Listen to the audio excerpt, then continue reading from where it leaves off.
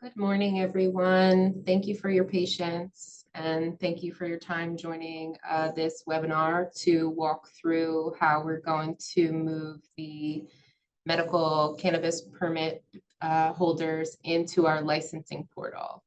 We're going to just do some quick introductions and then I'm going to get right into a walkthrough of the process.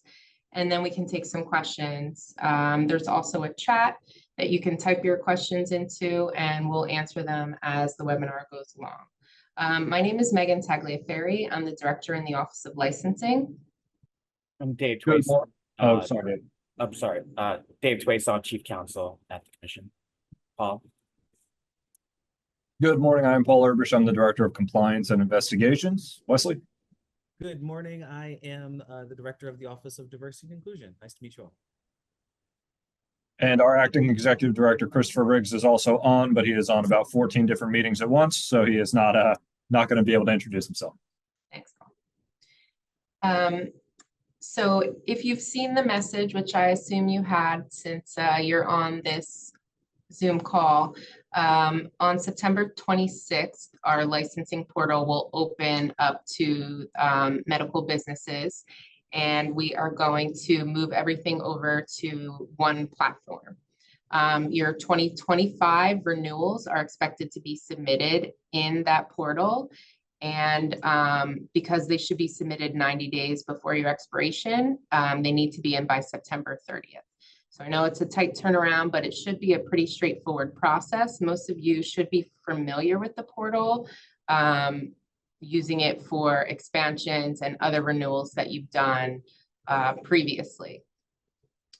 So I am going to share my screen. So this is the portal, which I believe you're all familiar with. And just let me back up for 1 second. We will be sharing out a step-by-step guide that I'm going to walk you through right now.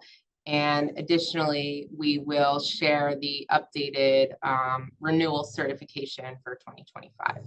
So you'll have all of that. That'll be posted on our website well before the 26th, as well as a recording from today. So to submit an application, which again, many of you should be familiar with, having done renewals for your expansions. So a lot of this information should be populated because it's through your account. But any information that you have to enter will include an asterisk. It'll tell you if you're missing information. So, for example, if I didn't put this in and I try to save it, it'll tell me this field is required and that I need to complete that. Okay, sorry, everybody. Okay, so let me just back up one screen. So what I was just talking about on this screen is your business information, your basic information. If there's an asterisk, and you try to save it, it will give you an error sign that a field is required, and then you can move to the next screen. This is the new information that will be included. Is this a medical permit? You click yes, and then this pops up and you'll include your medical permit number that you currently have. And then when you have to fill in your license type, make sure that you scroll all the way down to medical, and that you put in the correct information there.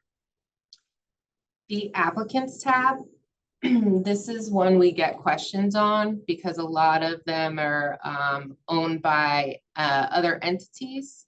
You do need to include the owners of the entity. So for example, if the entity of interest is 100% owner, who owns the entity? I know that a lot of folks have perhaps several different owners. This page, the ownership percentage has to equal 100. So whomever your owners are, whether it's an entity or individual people, this has to equal 100 on this page. You can include additional persons of interest that have 0% ownership. So if you have, you know, one person of interest and one entity of interest that own 50% each, then you need to break down the applicant or the persons of interest underneath the entity. For passive investors, I know that some businesses may have a lot of passive investors. If it becomes that you have a significant amount, you can include an attachment that lists out the breakdown for the passive investors so that you don't have to fill in, you know, hundreds of individuals here on this screen. Just for the interest of time, I'm just going to put in myself as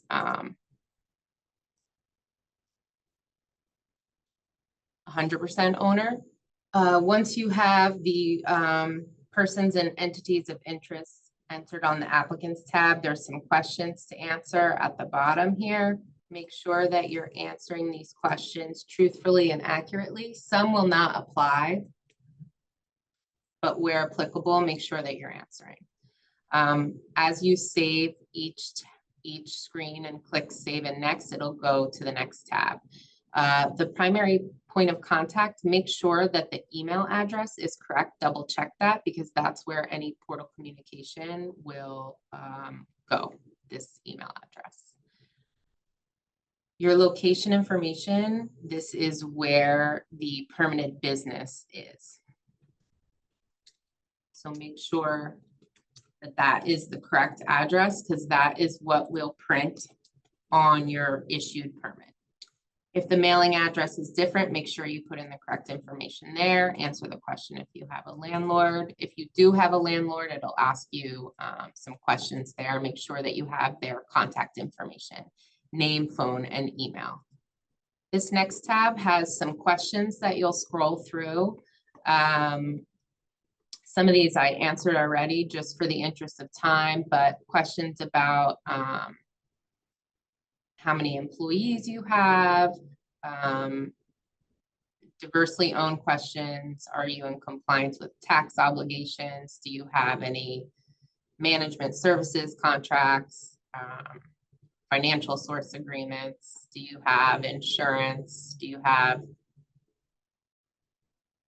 site control and so forth? And then at the bottom, I attest that all this information provided is truthful to my knowledge. Click yes, type in your name, and then you can include the date.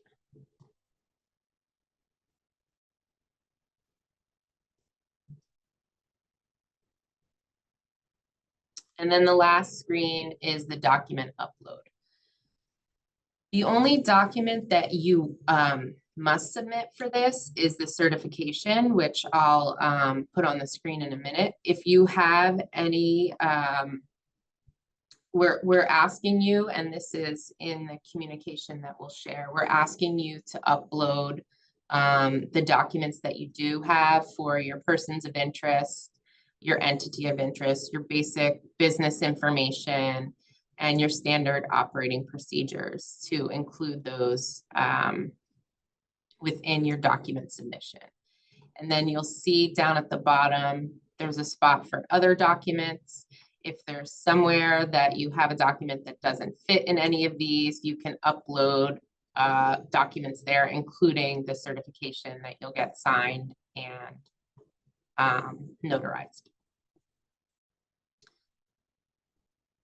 So after that, actually this page with the med renewals, because you have to submit one application per permit.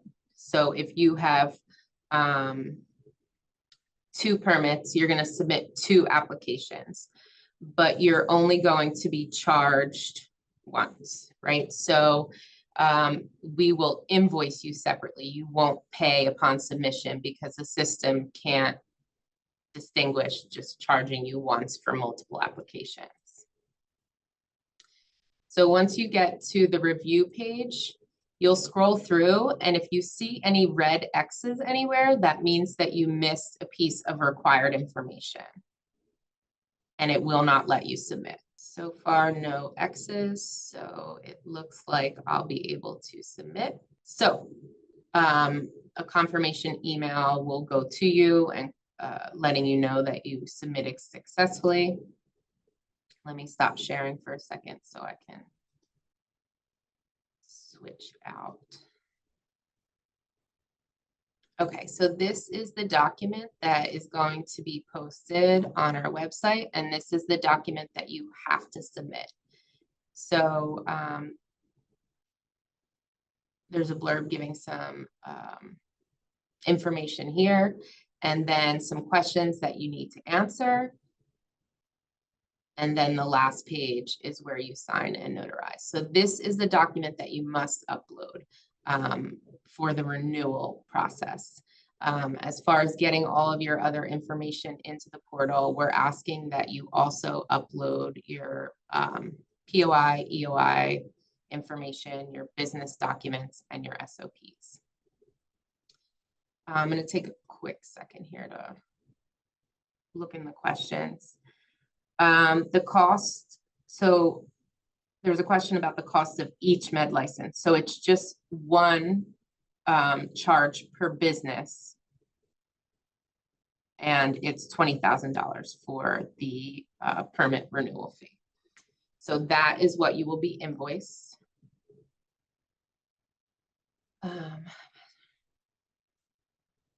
Okay, so for passive investors, yes, they should be entered into the applicants tab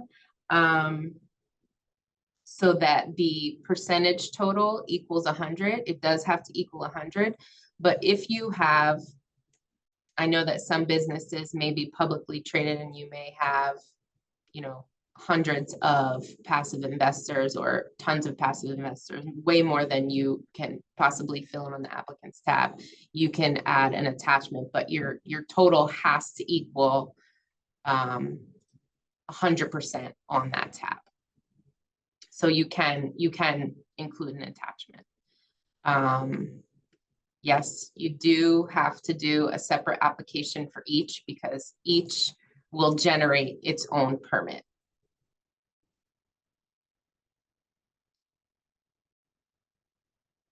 Yes, all of the documentation will be posted well in advance of the 9/26 date. And you will be invoiced, as I said, it's not due at time of submittal. Yep. If you start an application, it saves it in your account and you can pick up where you left off.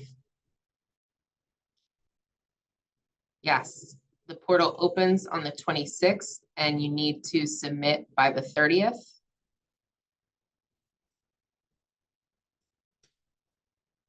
I'm not 100% sure about file size. Let me make a note on that and I'll get that answer before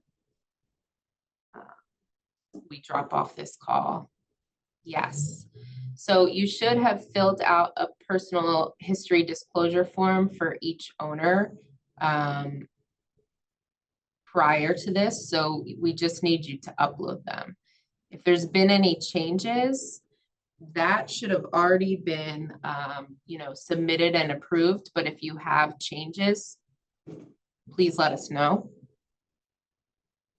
If you're an expanded ATC, then you have a medical permit. And so this is regarding your medical permit, not your ATC expansion. So that's what this call is about, moving the medical information into the licensing portal so that it all lives in one place. Payment will be due on or around the 30th once the information is submitted into the portal. We'll have to review it and then move it through the portal, and then we'll issue an invoice. So it may not be on the 30th, it may be shortly thereafter. Payment has to be submitted through the portal. Yep, not only will we post this on the website, but we can send an email blast to our contact list the same way this Zoom link went out with the documentation. again, the permit renewal fee is $20,000 per business. So I think we answered all the questions that were posted. Just to go back over some notes, with the exception of the file size, we're confirming now. So I think that everyone should be pretty familiar with the process on how to submit. I know that you've submitted renewals through for your ATCs. So it's a similar process, just it's not attached to an existing license already. You're going to be creating the permit in the portal that once we approve it, it'll be issued through the portal. But it's the same concept that you've done before with renewals, with the exception of your fee will be invoiced rather than completed upon submission. Yes, we will share the documents ahead of the 9/26 date, but you should be preparing, with the exception, of the certification. You should have all your other documentation prepared already. It shouldn't be new documentation. It should be what you've already had submitted and approved. And if there is a change, then we need to be notified of that. Yes, the ATC permit renewal is there. This is not for adult use. This is specifically for medical permits. It's $20,000 per business, not per permit. Paul, did you want to chime in? I don't know how to let you do that. No, I think that covers everything. Again, I saw that last question. The ATC permit is your medical permit. They're not different things. An alternative treatment center permit is a medical permit. This is the medical process that we're talking about here. This is the calendar year renewal process for your medical permits. Again, if you are a vertically integrated operator, if you have a cultivation, a manufacturing, and a dispensing operation, the total fee is still just $20,000. If you are, for instance, a 2019 awardee that only operates a cultivator, the fee is still $20,000. So that's, again, I think that's the thing that we're getting the most questions on right now. But, I am here. If there are additional questions, people want to put them in the chat. I'm happy to answer anything else. Again, I noticed someone also in the chat referenced that they had already been preparing the paper application like they had done in years past. That's excellent. That just means that you're going to have the documentation ready to upload. It's not a problem that you've created the paper application. It's the same information for the most part. Again, it's just we're migrating everything to this licensing portal so that everything lives there, so that when you renew, it just kind of spits out your permit. This is just us, getting into the getting up with the times and getting everything digital for you. So it's easy to do this year after year after year. So it's not, the information we're requesting is not necessarily changing. It is just uploading it to the system. That's all we're doing. Does anybody have any other questions they want to add into the chat? So yes, once the permits are approved by the board, they'll be issued out of the portal. So you can download it from the portal the same way you do your expanded licenses now. So the documents that we expect to be included are the certification that I had on the screen earlier that will be emailed and posted on our website. Documents for your persons and entities of interest, your business documents, and your standard operating procedures. Also, any agreements that you might have. This is actually, that list is all detailed in the certification as well. The form of payment that is accepted is ACH. The portal only accepts up to $250 on a credit card. And again, the fee for this is $20. We think that the file size is 10 megabytes. I will make sure that that is confirmed in an email, in the email that goes out to everyone. Whoever posted a link to the certification, it's not that one. It's very similar to that, but it's slightly different because that is for adult use licenses. This one will be for medical permits. I don't have control over the size of the files that can go into the portal. If you could possibly break the files down smaller, or if you have a file that's too large, please email the licensing inbox. That will also be included in the contact information and the documentation that is sent to you. Let us know if you have a file that doesn't fit, or check in with your compliance officer, and we'll work together to get the files uploaded. The recording and the documentation will be posted as soon as possible in the coming days, and email to the group as well. Again, the form link that is posted here, that's for the adult use. There'll be a similar but slightly different certification for the medical permit. I see there's a question here. Is the current plan to keep in place the $400,000 transition fee for ATC cultivators to be included in the adult use program? We haven't had any conversations about changing that fee. So I'm not aware of any transition. Also, I would defer to Dave. I don't know if that's a statutory fee or a regulatory fee. Obviously, as many of you know, if there is a fee set forth in the statute, that would need to be changed by the legislature. That's out of our hands. If it is a regulatory fee, then that is something that can be waived and modified by amendment.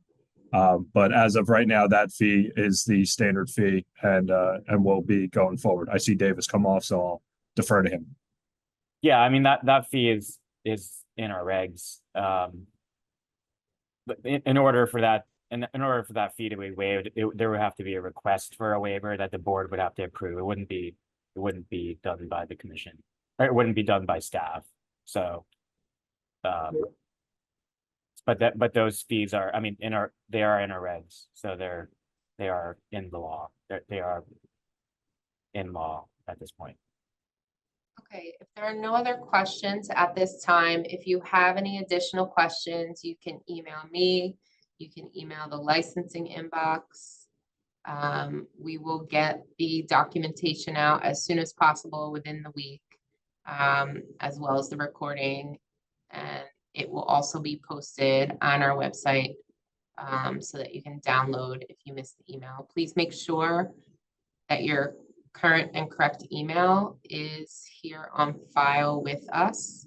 I know we did get some undelivered messages when we sent this out, so make sure that your compliance officer has your current contact information. We appreciate everyone's time and patience while we got started this morning with some technical difficulties. And I know it's a tight turnaround, but it should be a pretty straightforward process since everyone has been in the portal before. If you have any questions while you are working on your upload and submission of the documents, please don't hesitate to reach out. We're here to help you through this process. This will be the heaviest lift here. Once all this information is in, it'll just be renewals annually the same way that you do renewals now for your expansions, if you do. And you'll also be able to submit updates through here if you have any changes that you have to submit. So hopefully this leads to a more efficient process for everybody. Thank you, everyone. Thanks, everyone. Have a good day.